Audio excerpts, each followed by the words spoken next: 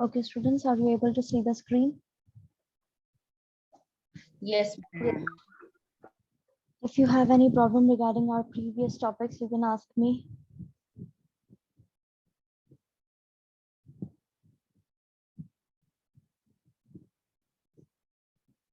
किसी को भी कोई दिक्कत आई है हमने जो पहले पढ़ा था उसमें, तो आप लोग अभी पूछ सकते हैं.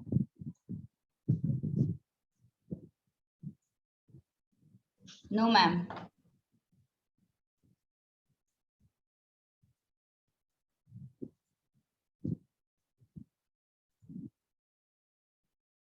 ओके, तो हमने लास्ट पढ़ा था इसके जो ये नेपोलियन कोड आया था उसके क्या पॉजिटिव पॉइंट्स थे और क्या उसके नेगेटिव पॉइंट्स थे. उसका हमारा लास्ट पैराग्राफ जो था वो पूरा नहीं हुआ था, तो वापस उसको थोड़ा सा स्टार्टिंग से पढ़ते हैं इस पैराग्राफ को.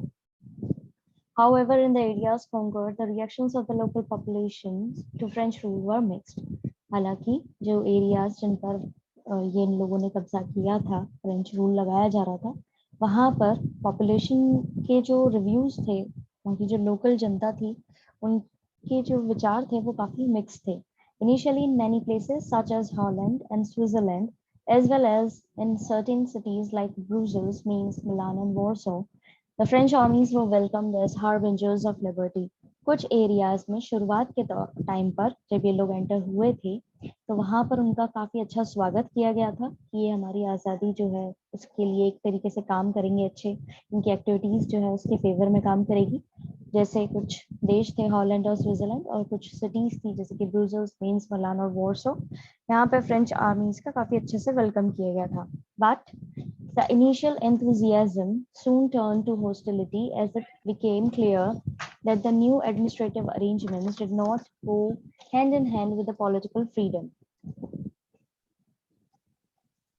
Yes, Kushi, do you want to say something?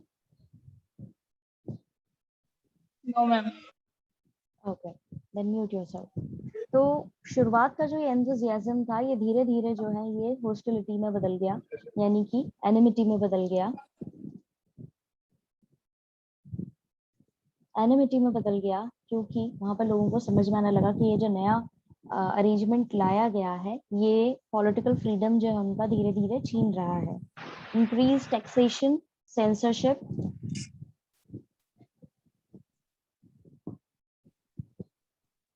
Increase taxation, यहाँ पर टैक्स जो है वो बढ़ गए थे, सेंसरशिप बढ़ गई थी. If you want to say something then only unmute yourself. Dhara Chauhan, कुछ कहना है आपको? I'm not going to remind you each and every day the same thing, students. Kindly cooperate. Okay, तो यहाँ पर हॉस्टिलिटी ऐसे एनिमिटी क्यों बढ़ गई थी? क्योंकि जो नए अरेंजमेंट्स लाए गए थे वो उनके पॉलिटिकल फ्रीडम के साथ में नहीं जा रहे थे. वहां पर टैक्सेशन बढ़ गया था, सेंसरशिप एज इन की गवर्नमेंट के खिलाफ आप क्या बोल सकते हो क्या नहीं बोल सकते हो उस पर थोड़ा सा वो रोक लगा देते हैं. तो यहाँ पे इनका फ्रीडम ऑफ स्पीच जो था वो भी उन्होंने पूरी तरह से बंद कर दिया था. फोर्स्ड कंस्क्रिप्शन का मतलब होता है कि यहाँ पर जबरदस्ती आपको सेना के अंदर भर्ती करवाया जाए. ठीक है, तो forced conscription into the French armies required to conquer the rest of the Europe all seem to outweigh the advantages of the administrative changes.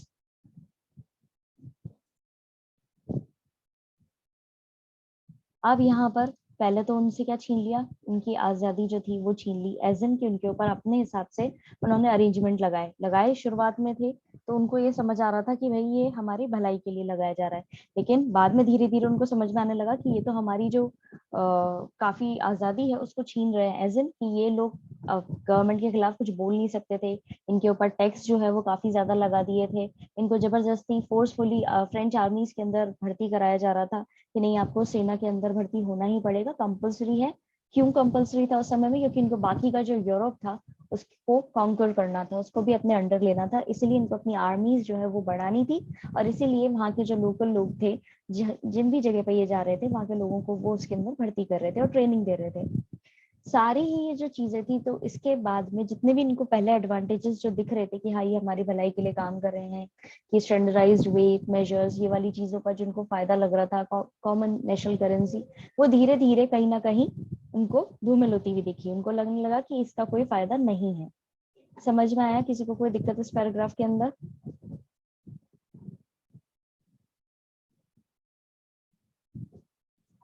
Is it clear? No, ma'am. Ma'am, what is Yes. the meaning Yes, of ma'am. harbinger? What is the meaning of? The voice was not clear, बेटा, please वापस पूछिए। Harbinger. Harbinger, Ma'am, what is the meaning of harbinger? एक ऐसा as a messenger आप कह सकते हो जो स्पेशली किसी बुरी चीज को हटाए, ठीक है, और आपके भलाई के लिए काम करे।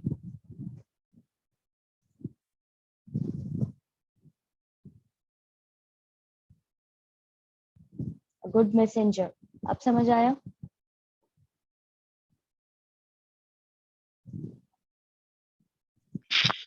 Yes, ma'am. ओके। अब है the making of nationalism in Europe. अब पॉइंट ये आता है कि भाई यहाँ पर देशभक्ति की भावना आई कैसे, ठीक है, क्योंकि यहाँ पे बहुत ज्यादा डाइवर्सिटी थी, जो कि हम चैप्टर की शुरुआत से ही समझते आ रहे हैं इस चीज को, कि यहाँ पे अलग अलग रिलीजन, अलग अलग बोली बोलने वाले, अलग अलग डायलेक्ट्स बोलने वाले, अलग अलग किंगडम्स के लोग थे। तो ये यूरोप जो है ये अलग उससे, उसके अंदर की भाई इन लोगों को हटाना है और उसके बाद में प्रॉपर एक नेशन के तौर पे बनाना है। नेशन स्टेट्स वाली जो चीज थी वो कैसे यहाँ पर डेवलप हुई, वो सारी चीजें आप इस टॉपिक के अंदर पढ़ेंगे, मेकिंग ऑफ नेशनलिज्म के अंदर, यानी देश वाली भावना, देशभक्ति वाली भावना यूरोप के अंदर कैसे हुई, ठीक है। If you look at the map of mid 18th century Europe, you will find that there were no nation states as we know them today. अगर आप मिड 18th सेंचुरी का जो मैप है यूरोप का वो देखेंगे तो आपको समझ में आएगा कि वहां पर जो आज के जमाने में नेशन स्टेट्स है, यानी अलग अलग देश बने हुए हैं यूरोप कॉन्टिनेंट के अंदर, तो वो पहले नहीं हुआ करता था।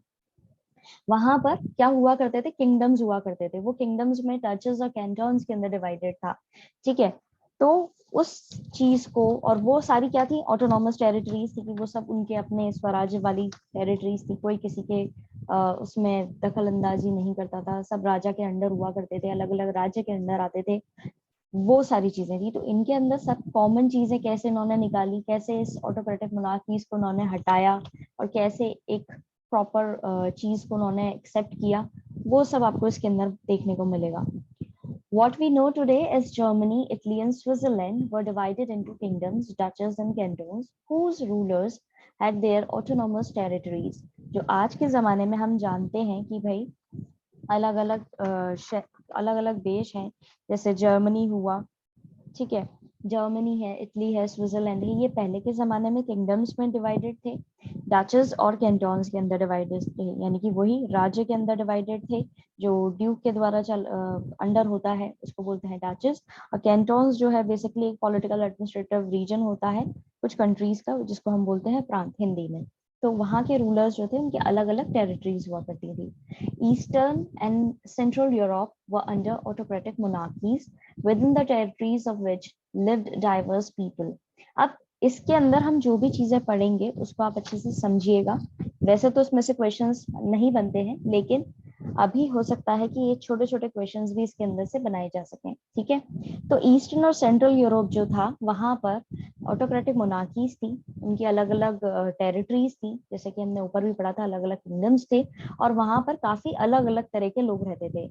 They did not see themselves as sharing a collective identity or some culture. वो अपने आप को ऐसे नहीं देखते थे कि भाई वो क्या है, एक सेम आइडेंटिटी वाले हैं या उनका कॉमन कल्चर है, यानी कि उन सबका जो कल्चर है वो भी कॉमन है या नहीं, उस तरीके से वो एक दूसरे को नहीं देखते थे।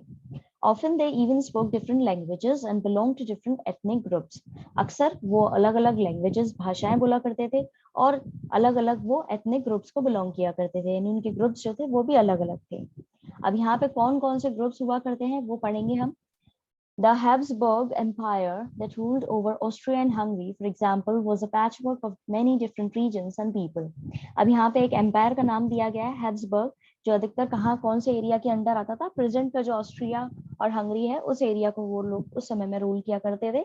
और वहां पे आपको अलग अलग रीजन्स देखने को मिलेंगे और अलग अलग लोग वहां पे आपको देखने को मिलेंगे। It included the Alpine regions, the Tyrol, Austria, and Sudetenland, as well as Bohemia, where the aristocracy was predominantly German speaking. अब उस पैच वर्क के अंदर जो ये हैब्सबर्ग एम्पायर है वहां के अंदर दूसरा एल्पाइन रीजन के बारे में बताया गया है, जिसके अंदर टायरोल, ऑस्ट्रिया और सुडेनलैंड लैंड को भी इंक्लूड किया गया है, जहां पर साथ में बोहेमिया भी आ रहा है। और वही वहां पे भी एरिस्टोक्रेसी है जो बेसिकली कौन सी लैंग्वेज बोला करते थे, जर्मन बोला करते थे। एरिस्टोक्रेसी वाली यानी कि जो ये अपना जो हाई प्रोफाइल लोग होते हैं, रिच लोग होते हैं, जो उनका एक छोटा सा ग्रुप होता है, वो लोग हुआ करते थे वहां पर, उनके द्वारा रूल किया जाता था। और बेसिकली वो क्या बोलते थे, जर्मन भाषा बोलते थे। इस पैराग्राफ के अंदर किसी को अभी तक कोई भी दिक्कत आई है तो आप लोग पूछ सकते हैं। No, ma'am. Ma'am, please repeat last line. Okay यहाँ पर बेसिकली ये बोला जा रहा है, पहले आपको हैब्सबर्ग एम्पायर समझाया गया है जो आज का प्रेजेंट क्या है, ऑस्ट्रिया और हंगरी है। और वहां पर कई पैचवर्क ऐसे कि कई अलग अलग रीजन के लोग थे और अलग अलग उनके रीजन हुआ करते थे। ठीक है, इसके अंदर उन्होंने अल्पाइन रीजन को भी बताया है। ठीक है, अल्पाइन रीजन जो है वो प्रेजेंट आज के उसमें क्या है, द टायरोल, ऑस्ट्रिया और सुडेनलैंड है। साथ ही साथ उसके बोहेमिया भी आ रहा है, जहां पर एरिस्टोक्रेसी जो है, यानी कि वहां पे जो ये रूलर्स हुआ करते थे वो बेसिकली जर्मन भाषा बोला करते थे। Thank you, ma'am. वेलकम बेटा। Ma'am, duchies and cantons. Please repeat. Ma'am, meaning Duchies- of duchies and canton. Okay, duchess and Canton का मतलब होता है वो एरिया जो ड्यूक के द्वारा कंट्रोल किया जाता है। किंग जो होते हैं, रूलर्स जो होते हैं, राजा लोग, उसको बोला जाता है डचेस। और कैंटन्स वो एडमिनिस्ट्रेटिव ऑफिस होता है जो बेसिकली किसी कंट्री को बिलोंग करता है और उनके द्वारा वहां पे स्टैब्लिश्ड होता है। Okay. ओके,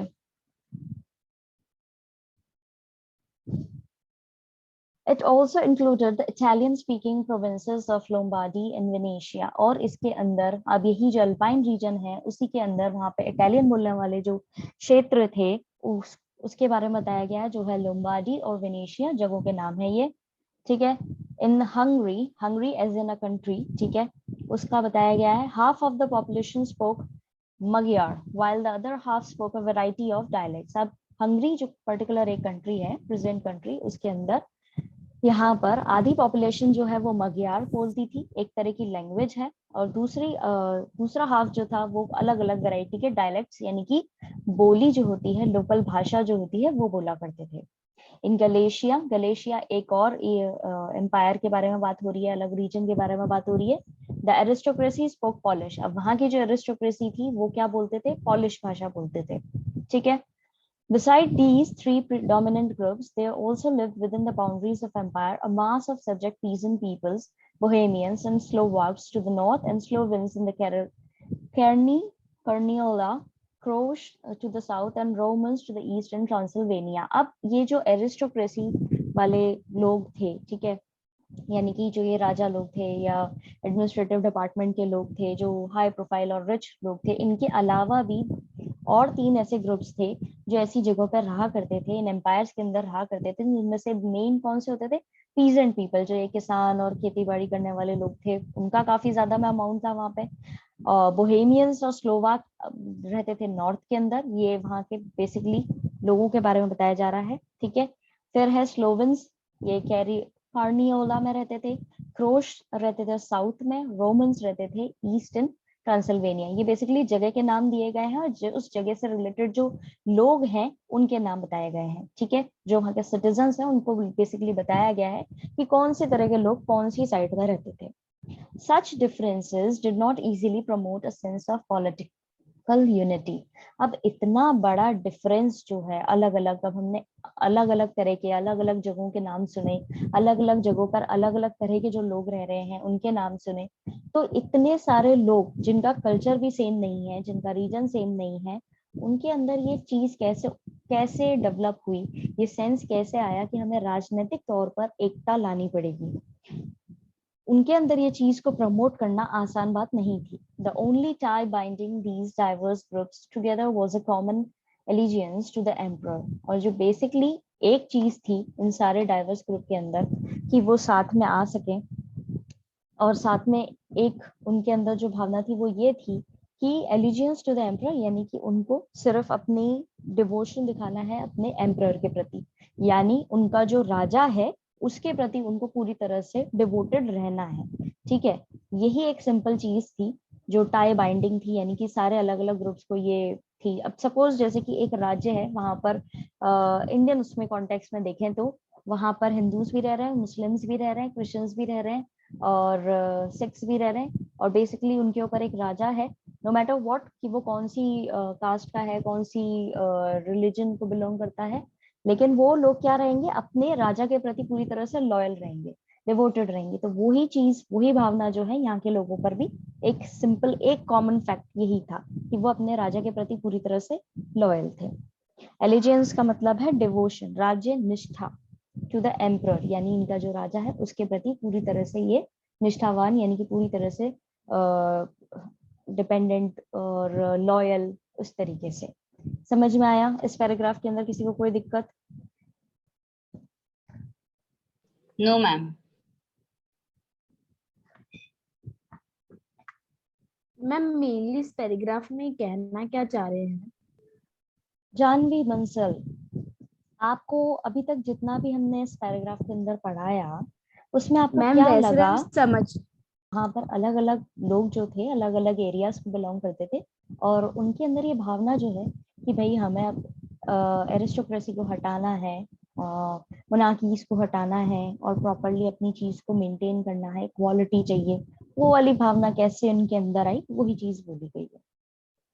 अब है 2.1 the aristocracy and the new middle class. अब यहाँ पर एरिस्टोक्रेसी जैसे कि वो स्मॉल डोमिनेंट क्लास है जो पर्टिकुलरली हर एक जगह पे छोटे अमाउंट में रहता था, लेकिन उनके पास में काफी ज्यादा पावर्स रहती थी, हाई सोसाइटी को वो लोग बिलोंग करते थे, और डिप्लोमेटिक रिलेशंस को वो हैंडल करते थे, एज इन की क्या वहाँ पे कूटनीति, राजनीति, नीति से रिलेटेड जितनी भी सारी चीजें होती थी वो आपस में डिस्कस किया करते थे, उनके बारे में बताया गया। और साथ ही साथ जो उनके अंडर लोग हुआ करते थे वो कैसे डेवलप हो रहे थे और क्या वहाँ के सर्कमस्टेंसेस रहे हैं, वो सब चीजें आपको उसमें देखने को मिलेगी। Socially and politically, a landed aristocracy was dominant class on the continent। सामाजिक तौर पर देखें या राजनीतिक तौर पर देखें तो किसी भी एरिया के अंदर एरिस्टोक्रेसी जो थी वो क्या कहलाती थी? डोमिनेंट क्लास कहलाती थी। किसी भी कॉन्टिनेंट के अंदर वो डोमिनेंट क्लास होती थी। The members of this class were united by a common way of life that cut across regional divisions। अब ये जो members हुआ करते थे इस क्लास के, इनका सबका जीवन जीने का जो जीवन शैली थी वो एक सी हुआ करती थी, भले ही इनकी रीजनल डिविजन्स हो, यानी कि इनका अलग अलग रीजन हो, लेकिन इनके अंदर जो है वो कॉमन क्लास होती थी, क्योंकि ये लोग रिच लोग होते थे। तो रिच लोगों की जो एक कॉमन लाइफ स्टाइल होती है प्रॉपर, उनको एक तरीके से सारे तौर तरीके उनके सेम होते हैं, वो हाई क्लास लोग होते हैं, उनके अंदर काफी सर्वेंट्स होते हैं, और उस तरीके से वो अपनी लाइफ को जिया करते हैं। तो वो चीज भले ही अलग अलग रीजन के हों, लेकिन वो चीज जो थी ना कॉमन वे ऑफ लाइफ, वो काफी सिमिलर था, और उसी वजह से ये लोग एक दूसरे के साथ में यूनाइटेड थे। ठीक है। They owned estate in the countryside and also townhouses। Do you know what is the meaning of countryside? Anyone?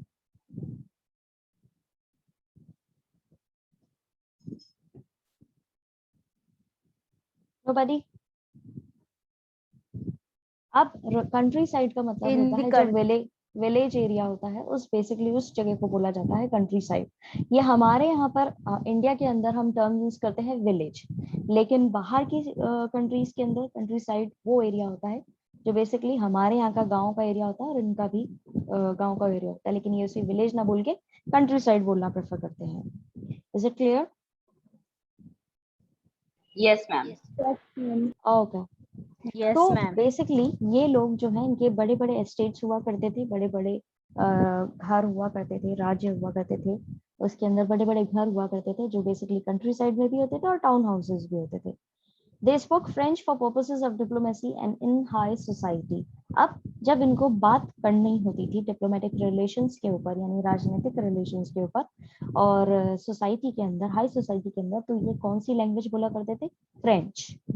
Their families were often connected by the ties of marriage. अब इनकी फैमिलीज कैसे connected होती थी कि एक area यहाँ, एक राज्य ये हो गया, दूसरा राज्य ये हो गया, तीसरा राज्य ये हो गया, ऐसे कई सारे अलग अलग राज्य हो गए, तो इनके बीच में कनेक्शन कैसे होता था कि ये आपस में एक दूसरे के साथ में जो है यहाँ पे शादी करवा देते थे, तो इससे क्या हो जाता था, इनकी रिश्तेदारी बन जाती थी, तो इस तरीके से ये एक दूसरे की फैमिली से कनेक्ट होते थे। This powerful aristocracy was however numerically a small group. अब ये जो पावरफुल एरिस्टोक्रेसी हुआ करती थी ये बेसिकली बहुत कम अमाउंट में होती थी, एक छोटा ग्रुप हुआ करता था, यानी कि जो रिच लोग हुआ करते हैं वैसे भी उनका अमाउंट जो है वो अगर आप कंपेयर करो बाकी पॉपुलेशन से तो वो काफी कम नंबर में होते हैं। तो यहाँ पे भी वही चीज थी, majority of the population was made up of peasantry, और ज्यादातर पॉपुलेशन जो जनसंख्या थी वो किनकी थी? पीजेंट्री की थी, यानी कि ये जो इन लोगों के अंडर काम करने वाले लोग होते हैं, छोटे आर्टिजन्स और ये सब होते हैं, उनकी पॉपुलेशन ज्यादा थी। To the west, the bulk of the land was farmed by tenants and small owners, while in the eastern and central Europe, the pattern of landholding was characterized by the vast estates, which ever cultivated by some. अब west side के अंदर हम देखें तो ज्यादातर land जो है उस पर कौन काम करते थे? टेनेंट्स काम करते थे, या वहाँ पे छोटे छोटे ओनर्स हुआ करते थे। टेनेंट्स वो होते हैं जो किसी की जमीन को किराए पे लेते हैं और फिर उस पर अपना खेती बाड़ी करते हैं, और फिर या तो उसके एवज में जिसकी वो जमीन है उसको कुछ रेंट चुकाते हैं, नहीं तो जो क्रॉप्स वो लगा रहे हैं उसमें से कुछ हिस्सा जो है वो उस व्यक्ति को दे देते हैं। ठीक है, मेजर हिस्सा वो होता है टेनेंट्स। तो अधिकतर बल्क में जो लैंड था वेस्ट साइड का यूरोप का, वहां पर टेनेंट्स और स्मॉल ओनर्स हुआ करते थे, जबकि ईस्टर्न और सेंट्रल यूरोप के अंदर जो लैंड होल्डिंग का पैटर्न था वो ऐसे था कि वहां पे बड़े बड़े एस्टेट्स हुआ करते थे और उनको उनके ऊपर काम कौन करता था? सर्व्स, जो उनके अंडर में पूरी तरीके से अपनी सर्विसेज देने के लिए टैक्सेशन के तौर पे लोगों को वो रखा करते थे, वो लोग काम किया करते थे। तो यहाँ पे दो साइड का पता है, वेस्ट में कौन काम कर रहा है, ईस्ट में, और सेंट्रल यूरोप के अंदर कौन काम कर रहा है। इस पैराग्राफ के अंदर किसी को कोई दिक्कत आई है आप लोग पूछ सकते हैं। No ma'am. No, ma'am. Okay No, ma'am. Okay. In Western and parts of Central Europe, the growth of industrial production and trade meant the growth of towns and emergence of commercial classes whose existence was based on production or the market. अब क्या हो रहा था? Waste और central Europe के अंदर industry setup हो रही थी, उस समय में ग्रोथ हो रही थी इंडस्ट्रियल प्रोडक्शन की, और ट्रेड होने लगा था, व्यापार होने लगा था टाउन्स के अंदर। तो उससे क्या हो रहा था, एक नई तरह की क्लासेस जो है कमर्शियल क्लासेस, वो उस समय में काफी इम्प्रूव हो रही थी। अब जब वो इंडस्ट्रीज लगाएंगे और व्यापार करेंगे तो उसके लिए उनको काम करने के लिए लोग भी चाहिए होंगे, तो जो लोग हायर हो रहे थे इंडस्ट्रीज के अंदर और ट्रेड के अंदर, यानी कि वो जो व्यापार हो रहे थे उनके अंदर काम करने के लिए लोग चाहिए होते थे, तो उनकी वजह से एक वर्किंग क्लास जो है वो उस समय में उभर के आ रही थी, जिसको हम कमर्शियल क्लासेस के तौर पे भी कह सकते हैं। ठीक है, तो उससे क्या हो रहा था, इन नई तरह की अब एरिस्टोक्रेसी हो गई, अब एरिस्टोक्रेसी वाली क्लास हो गई, फिर उसके बाद में एक वर्किंग क्लास, पीजेंट्री क्लास हो गई, और बीच में आ गई हमारी मिडिल क्लास यानी कि commercial classes whose existence was based on production for the market। अब जिनका अस्तित्व किस पे बेस्ड था कि कितना मार्केट वहां पे फैला हुआ है टाउन्स के अंदर, उस हिसाब से इन लोगों का एग्जिस्टेंस हो रहा था कि उतने ही जो है वर्किंग क्लास के लोग जो है उभर के आ रहे थे। Industrialization began in England in the second half of the 18th century, but in France and parts of the German states it occurred only during the 19th century। 18वीं सदी मिडिल मतलब 18वीं सदी के बीच में ही इंग्लैंड के अंदर शुरू हो गया था इंडस्ट्रियलाइजेशन, और लेकिन फ्रांस और जर्मनी के अंदर जो है ये 19th सेंचुरी के दौरान शुरू हुआ था। ठीक है, समझ में आया? किसी को कोई दिक्कत? आधा पैराग्राफ पढ़ लिया है हमने। No, ma'am. Okay. In its wake, new social groups came into being, a working class population and middle classes made up of industrialists, businessmen, professionals. अब उसी तरीके से जैसे जैसे इंडस्ट्री सेटअप होने लगी, इंडस्ट्रियलाइजेशन होने लगा फ्रांस और जर्मनी के अंदर, तो वहां पर एक नई वर्किंग क्लास की पॉपुलेशन उभरने लगी, जिसको मिडिल क्लास भी बोल सकते हैं, जिसके अंदर बेसिकली कौन आते थे? इंडस्ट्रियलिस्ट आते थे, बिजनेसमैन आते थे और प्रोफेशनल्स आते थे. In Central and Eastern Europe, these groups were smaller in number till late 19th century. Central और ईस्टर्न यूरोप के अंदर, यानी ईस्ट यूरोप और सेंट्रल यूरोप के अंदर ये जो है बहुत कम अमाउंट में थे 19th सेंचुरी तक, लेट 19th सेंचुरी तक ज्यादा इनकी पॉपुलेशन नहीं बढ़ी थी. It was among the educated liberal middle classes that idea of national unity following the abolition of aristocratic privileges gained popularity. अब यही ये पढ़े लिखे जो लोग थे, मिडिल क्लास लोग थे, इन्हीं के अंदर ये भावना आई थी नेशनल यूनिटी वाली, जिसने आगे जाकर के जितने भी एरिस्टोक्रेटिक प्रिविलेजेस यानी कि फायदे जो मिल रहे थे, उन चीजों के खिलाफ इन्होंने अपना मूवमेंट शुरू करा और उनके जो प्रिविलेजेस थे उनको धीरे धीरे अबॉलिश करने की कोशिश शुरू करी. समझ में आया?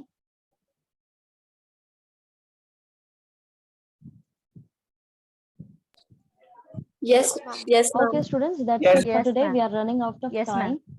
Have a nice day ahead. Yes, Please ma'am. conjure up your problems. Yes. We'll Thank you, discuss ma'am. all your Bye. problems in tomorrow's class. Bye, ma'am.